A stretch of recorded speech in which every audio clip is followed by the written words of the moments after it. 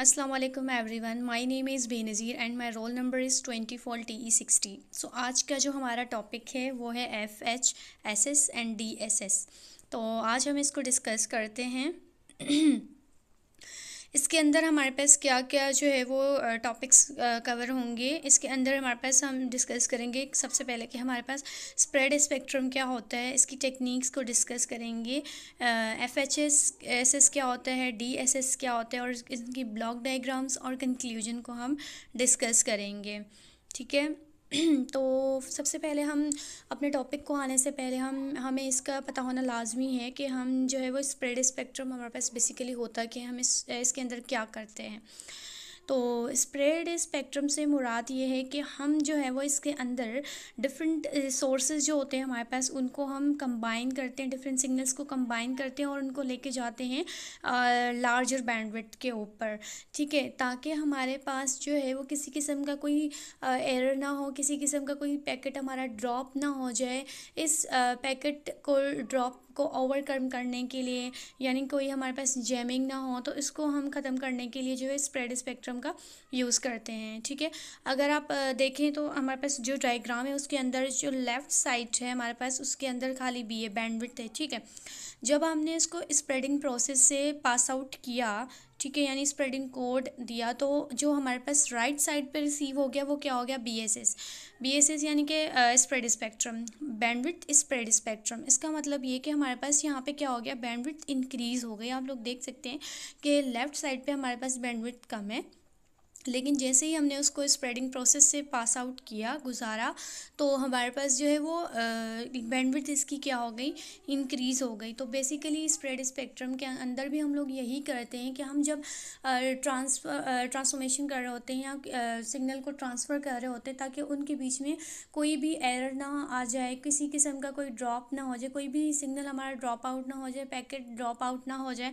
तो इस पर्पज़ के लिए जो हम बेसिकली क्या करते हैं, स्प्रेड स्पेक्ट्रम का यूज़ करते हैं। ठीक है, देन नेक्स्ट हमारे पास स्प्रेड स्पेक्ट्रम की दो टेक्निक्स होती हैं। ठीक है, फ्रीक्वेंसी हॉपिंग स्प्रेड स्पेक्ट्रम और डायरेक्ट सीक्वेंस स्प्रेड स्पेक्ट्रम। इन दोनों का मकसद क्या है, यानी हम देखते हैं कि इनके अंदर हम किस तरह से जो है वो स्प्रेड स्पेक्ट्रम को फर्दर जो है वो डिस्कस कर सकते हैं। ठीक है, तो फर्स्ट है हमारे पास frequency hopping spread spectrum. Frequency hopping spread spectrum के अंदर हम क्या करते हैं, बेसिकली हमारे पास जब हम सिग्नल को ट्रांसमिट करते हैं, हम कोई भी इंफॉर्मेशन ट्रांसमिट करते हैं from sender to receiver.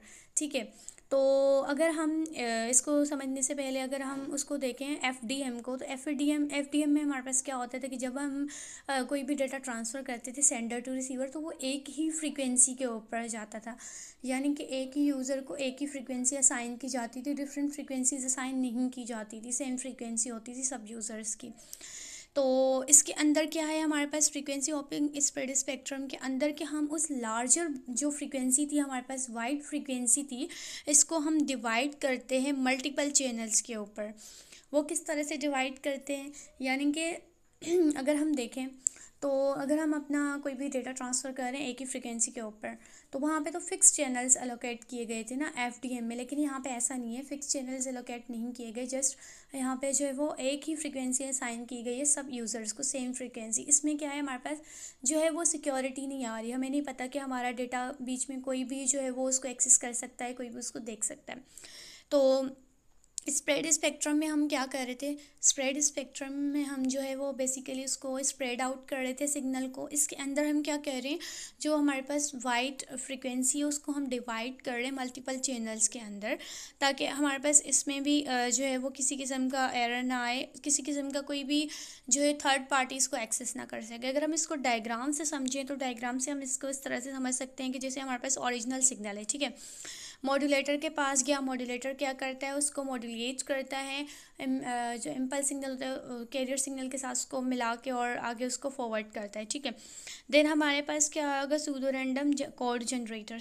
Pseudo random code generator ये बेसिकली क्या करेगा, यहाँ से जो है वो उस सिग्नल को फ्रीक्वेंसी टेबल में जिसे हम सिलेक्शन करते हैं, हमारे पास कोड्स होते हैं, उसके थ्रू हम जो है वो सिग्नल को सेंड करते हैं। देन वहाँ से जो हमारा सिग्नल है वो जाएगा फ्रीक्वेंसी सिंथेसाइज़र के पास, वहाँ से दोबारा से मॉड्यूलेटर के पास जाएगा और मॉड्यूलेटर से वो जो है वो होता हुआ सिग्नल हमें क्या रिसीव हो जाएगा, स्प्रेड आउट सिग्नल रिसीव हो जाएगा। यानी बेसिकली हमारे यहाँ पे भी हमारे पास क्या हो रहा है, सिग्नल स्प्रेड ही हो रहा है।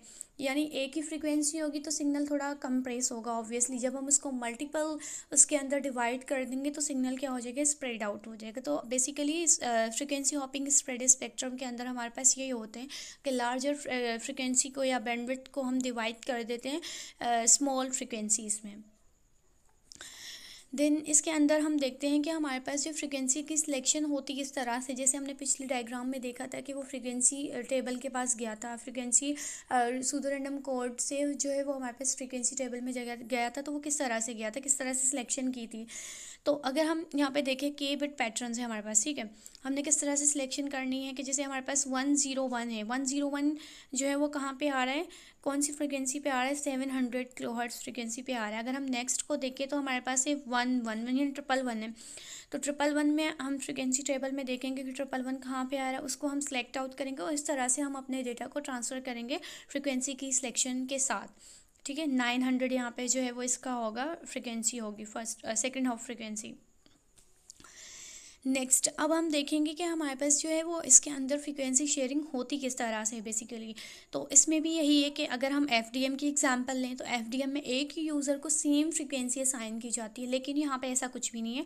यहाँ पे हमारे पास FHSS के अंदर जो है वो हर यूज़र को डिफरेंट फ्रीक्वेंसी असाइन की गई है। यानी कि सीक्वेंस तो सेम है ऊपर से नीचे तक, लेकिन ये नहीं है कि कंटिन्यूसली जो है वो ग्रीन हो, कंटिन्यूसली पिंक हो। जैसे अगर आप F4 पे देखें तो नीचे फर्स्ट पे क्या था, ग्रीन था, सेकंड पे हमारे पास क्या था, ब्लू था, फिर थर्ड पे येलो था और फोर्थ पे हमारे पास पिंक था। तो इस सीक्वेंस को तो फॉलो किया है इन्होंने, लेकिन जो कंबाइन जिस तरह से फर्स्ट में इस तरह से सीक्वेंस को जो है वो फॉलो नहीं किया। तो बेसिकली इसका डिफरेंस यही है, एफडीएम में हम सेम फ्रीक्वेंसी असाइन करते हैं, यहाँ पे हम डिफरेंट यूज़र को डिफरेंट फ्रीक्वेंसी असाइन कर देते हैं। देन नेक्स्ट हमारे पास टेक्निक आती है वो हमारे पास डायरेक्ट स्प्रेड स्पेक्ट्रम सीक्वेंस। इसके अंदर बेसिकली ये बहुत ही आसान है, मतलब इसके अंदर हम देखेंगे अगर हम डेटा को ट्रांसफ़र करें फ्रॉम सेंडर टू रिसीवर, तो इसके अंदर हम क्या करते हैं, एक कोड असाइन कर देते हैं। ठीक है, कोड किस तरह से असाइन करें, स्प्रेडिंग कोड होता है। स्प्रेडिंग कोड बेसिकली क्या करता है कि सेंडिंग साइड पे जो है वो हम अपने डेटा में वो कोड ऐड कर देते हैं, यानी इंक्रिप्टेड फॉर्म में, जैसे आपने इंक्रिप्शन वगैरह पढ़ी होगी तो इस तरह का ही ये काम करता है। ठीक है, देन उसके बाद जब वो रिसीवर के पास पहुंचेगा तो वो वहाँ पे डिकोड करेगा उसको, फिर जो है वो एक्चुअल डेटा रिसीविंग साइड पे उसको रिसीव हो जाएगा। तो स्प्रेड स्पेक्ट्रम यानी डायरेक्ट स्प्रेड स्पेक्ट्रम के अंदर बेसिकली हम क्या करते हैं, स्प्रेडिंग कोड का यूज़ करते हैं, अपने सिग्नल को स्प्रेड आउट कर देते हैं यूजिंग स्प्रेडिंग कोड। अगर हम इसको डायग्राम से समझें तो इस तरह से हमारे पास ओरिजिनल सिग्नल है वो मॉड्यूलेटर के पास गया, मॉड्यूलेटर से वो चिप जनरेटर लगा हुआ है। चिप जनरेटर का फंक्शन ये होता है कि वो अपने जो है वो डेटा को मॉड्यूलेटर के पास भेजेगा, मॉड्यूलेटर से वो सिग्नल दोबारा से क्या हो जाएगा, स्प्रेड आउट होकर हमें रिसीव हो जाएगा, यानी कि स्प्रेड सिग्नल हमें रिसीव हो जाएगा। ठीक है, इसकी एक बहुत जो है वो अच्छी एग्जांपल है यहाँ पे। इसकी एग्जांपल ये है कि हमारे पास इसके अंदर लाइन कोडिंग होती है। ठीक है ना, स्प्रेडिंग कोड के अंदर हम लाइन कोडिंग का यूज़ करते हैं, वो इसीलिए यूज़ करते हैं ताकि हमारा डेटा सिक्योरली जो है वो रिसीवर तक रिसीव हो जाए। अब एग्जांपल के तौर पे मैंने यहाँ पे स्प्रेडिंग कोड लिया है 101101110000। ठीक है, अगर आप जो है वो इस डायग्राम को देखें तो हमारे पास ओरिजिनल सिग्नल क्या है, 101। ठीक है, अब हमने क्या किया, 1 के नीचे पूरा स्प्रेडिंग कोड लिख दिया, 0 के नीचे पूरा स्प्रेडिंग कोड लिख दिया, दोबारा से 1 के नीचे पूरा स्प्रेडिंग कोड लिख दिया। अब स्प्रेडिंग कोड भी हमने लिख दिया, उनकी लाइन कोडिंग भी हमने कर ली। लाइन कोडिंग हमने किस तरह से की कि 1 में हमने नेगेटिव वोल्टेज लिया और 0 पे हमने पॉजिटिव वोल्टेज लिया। इसी तरह से हमने फर्स्ट वाली जो है वो पूरी वेव फॉर्म बना ली। अब ओरिजिनल सिग्नल यानी कि स्प्रेड सिग्नल हमें किस तरह से रिसीव होगा, स्प्रेड सिग्नल हमें इस तरह से रिसीव होगा कि ये जो ऊपर वाला ओरिजिनल सिग्नल का 1 है वो इस पूरे स्प्रेडिंग कोड से मल्टीप्लाई होगा। ठीक है, जो हमारे पास वैल्यू आएगी वो हमारे पास जो है वो सेम इसी तरह का सिग्नल बनेगा। अगर आप देखें तो ऊपर वाले सिग्नल और नीचे वाले सिग्नल में कोई डिफरेंस नहीं है, सिवाय जहाँ पे 01 आ रहा है, वो इस वजह से आ रहा है क्योंकि जब हमने ज़ीरो को इस पूरे स्प्रेडिंग कोड से मल्टीप्लाई किया तो हमारे पास आंसर क्या आएगा, ऑब्वियसली ज़ीरो आएगा। यानी कि जहाँ पे ज़ीरो होगा ज़ीरो, तो बाकी सब तो सेम रहा, लेकिन यहाँ पे क्या होगा, ज़ीरो मल्टीप्लाई बाय 1 ज़ीरो, तो उसको हमने नेगेटिव वोल्टेज से किया। बाकी सारे जो है वो हमारे पास मेथड्स क्या रहे, सेम रहे। ठीक है, उसके बाद हमने दोबारा से जो थर्ड वन था उसके साथ भी हमने इसी तरह से इसको मल्टीप्लाई किया।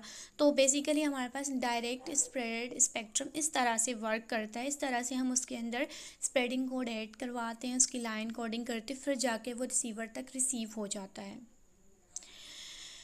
देन इसका कंक्लूजन है। कंक्लूजन में हम बेसिकली यही कंक्लूड करते हैं कि जो है FH SSA और DSSA हमें क्या प्रोवाइड कर रहे हैं, हमें कॉन्फिडेंशियलिटी प्रोवाइड कर रहे हैं, सिक्योरिटी प्रोवाइड कर रहे हैं डेटा को, ताकि हम सेंडर से रिसीवर के बीच में जो ट्रांसमिशन हो रही है वो सिक्योरली हो रही है, कोई भी थर्ड पार्टी उसको एक्सेस ना करे, किसी किस्म का कोई भी जो डेटा है वो लीक ना हो, कोई भी दूसरा बंदा उसको रीड आउट ना कर सके। तो इस पर्पस के लिए बेसिकली ये जो हमारे पास सिक्योरिटी वगैरह जो है वो ये दोनों प्रोवाइड कर रही हैं, इनका बेनिफिट है। तो इनका जो कंक्लूजन है वो यही निकलता है इस पूरे प्रेजेंटेशन से। So thank you for staying with me.